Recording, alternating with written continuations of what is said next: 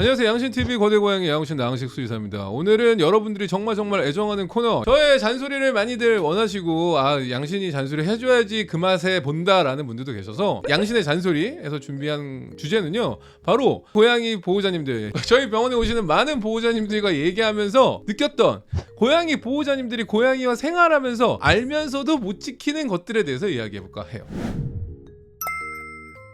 알면서 못 지키는 것 중에 첫 번째가 뭐냐? 바로 화장실 개수입니다. 화장실 개수 다 알고 계세요. 근데 최근에 또 진료하다 보니까 이거 모르셨어요? 또 그래요? 라는 분들 여전히 있는 거 보니까 이야기 한 번 더 넘어가야 될 것 같아요. 많은 분들이 화장실 선택할 때 크기, 사이즈 이런 것도 되게 중요하죠. 하지만 고양이는 화장실의 청결 그리고 개수도 되게 중요하다라는 걸 꼭 기억하셔야 돼요. 그럼 개수는 몇 개 있어야 돼? 라고 하면 n 플러스 n이 고양이의 마리수라고 했을 때 n 더하기 하나 정도 더 있는 거를 강력하게 추천합니다. 그럼 왜 두 개가 필요한 거야? 라는 이야기도 하실 거예요. 고양이 화장실이 두 개가 필요한 이유 중에 하나는 바로 고양이는 대변과 소변을 나누어서 보려는 성향이 있기 때문이에요. 고양이한테 화장실은 고양이의 삶의 질을 정할 만큼 매우 중요한 요소라고 했잖아요. 싸는 건 고양이한테 되게 중요해요. 그래서 고양이 화장실은 꼭 두 개를 배치하는 거를 추천드려요. 같은 데 놔두면 되는 거 아니야 라고 하는데, 같은 데 놔두면은 배치를 분리해서 하는 것보다는 효과가 당연히 떨어질 수 있고요.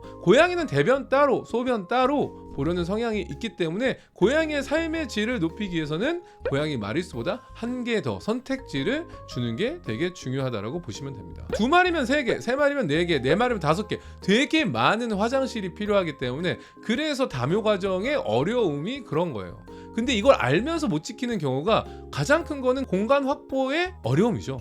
왜냐면 대부분의 원룸 생활을 하신다던가 좁은 공간에서 고양이 한 마리와 생활하는데 고양이한테 잘해주고 싶으니까 큰 거를 산단 말이에요, 화장실을. 하지만 이 큰 거 두 개를 놓을 만한 마땅한 장소를 찾기가 되게 어려운 현실이기도 해요. 하지만 그렇기 때문에 고양이와 생활할 때는 알면서도 못 지키는 것 중에 하나가 바로 고양이 화장실을 한 개 더 배치해 주는 거다. 특히나 다묘 과정의 경우에는 이 화장실에서 분쟁이 많이 생길 수 있기 때문에 또 다른 선택지를 분리된 공간에 해줄 필요가 있는 거예요. 이게 많은 분들이 우리 애는 하나 잘 쓰고 있었어요, 하나를 뭐 그냥 공용 화장실처럼 쓰고 있어요 라고 하시는 분들도 계시지만, 언젠가는 화장실 실수, 배뇨 실수, 배변 실수로 일어날 수, 문제 행동으로 이어질 수 있다라는 걸 꼭 명심할 필요가 있습니다.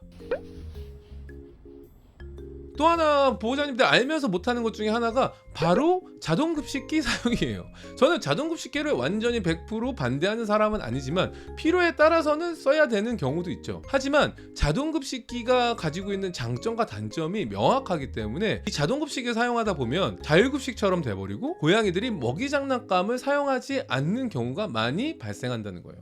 그러니까 이게 이어지는 이야기이기도 한데, 고양이들한테 먹이 장난감을 줘야 되는 거 알면서도 우리 아이는 쓰지 못해요, 우리 아이는 사줘도 안 먹으려는 성향이 있어요 라는 분들이 있기 때문에, 제가 항상 얘기하는 게 고양이한테 급식을 할 때는 자율급식보단 제한급식이 좋고, 제한급식을 할 때는 먹이 장난감을 적극적으로 사용하기를 추천드린다는 거죠. 자동급식기는 어쩔 수 없이 고양이한테 필요에 따라서 소량을 주는 때 이용하면 좋지만, 아니면 장기간 보호자님이 급식을 할 수 없다라는 상황에 이용하면은 추천드리는 제품이긴 하지만, 일상에서는 되도록이면은 먹이 장난감을 통해서 급식하는 것을 매우 추천드려요. 이거는 환경 풍부적인 측면, 인지 자극적인 측면에서 고양이가 훨씬 적극적으로 사냥 놀이를 하는데 사용할 수 있는 좋은 제품이기 때문에 먹이 장난감을 주는 것을 추천드리죠. 하지만 알면서도 많은 분들이 우리 애가 안 써요, 안 쓰기 때문에 포기했어요, 우리 아이가 지능이 떨어지나 봐요 라고 하지만,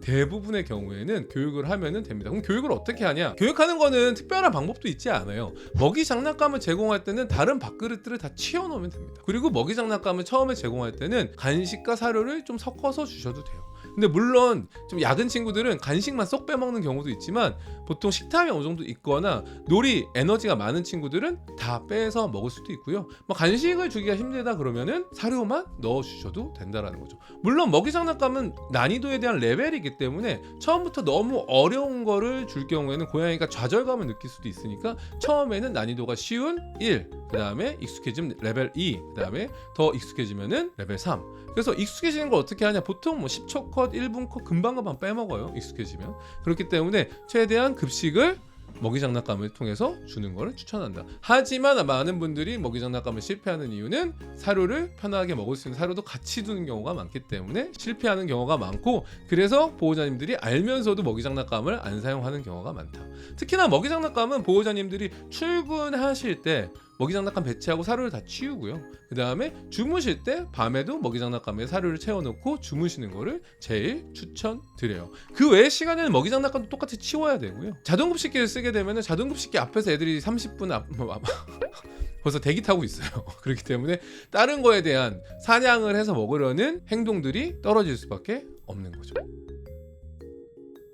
또 하나 보호자님들이 알면서 못하는 것 중에 하나가 바로 제한 간식 주기예요. 제가 간식 주는 타이밍은 되게 중요한 타이밍, 중요한 상황이라고 얘기를 드려요. 왜냐면 이 간식을 주기 위해서, 습식을 주기 위해서는 항상 교육하는 시간과 이어서 이 상황에만 주는 거를 추천드려요. 근데 하지만 많은 보호자님들이 이걸 알면서 못하는 것 중에 하나는 교육할 때만 보상을 주거나 사냥놀이 할 때만 보상을 주거나 뭐 이런 것들이 되게 중요한데, 이걸 못하는 이유는 보호자님들이 퇴근하고 집에 오면 고양이가 너무 반기고 애교 피고 하면은 짠하잖아요. 짠한 마음이 있기 때문에 고양이한테 그냥 바로 추루를 까서 준다던가 캔 사료를 따서 준다던가 맛있게 먹는 모습을 보면 나도 행복하다라는 생각이기 때문에 이렇게 하는 게 쉽지 않은 것 같습니다. 하지만 기본적으로 보상을 줄 수 있는 타이밍은 고양이를 교육할 수 있는 되게 중요한 골든 타임이기 때문에 적극적으로 저는 교육에 이용하라고 추천을 드리고 있죠.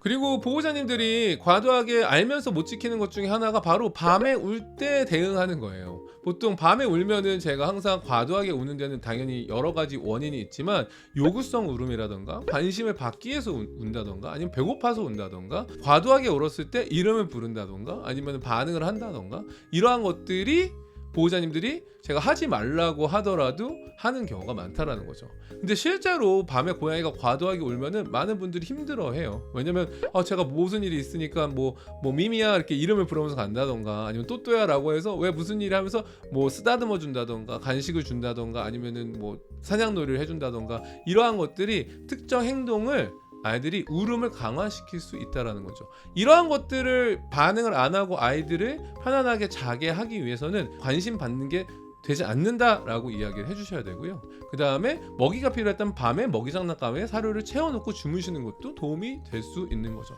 과도한 울음이 조금 멈추려면 그래서 절대적으로 울음에 반응을 하지 않아야 된다고 제가 안내를 해드리긴 하지만 이게 알면서도 생각만큼 어렵다라는 거죠. 그래서 많은 보호자님들이 알지만 이 울음을 참을 수가 없어서 분명히 가서 쳐다보는 것도 관심이고 만져주는 것도 더 관심이고 뭔가 더 해준다라는 거는 큰 관심이기 때문에 이거를 알면서도 못하는 경우가 많다라고 보시면 됩니다.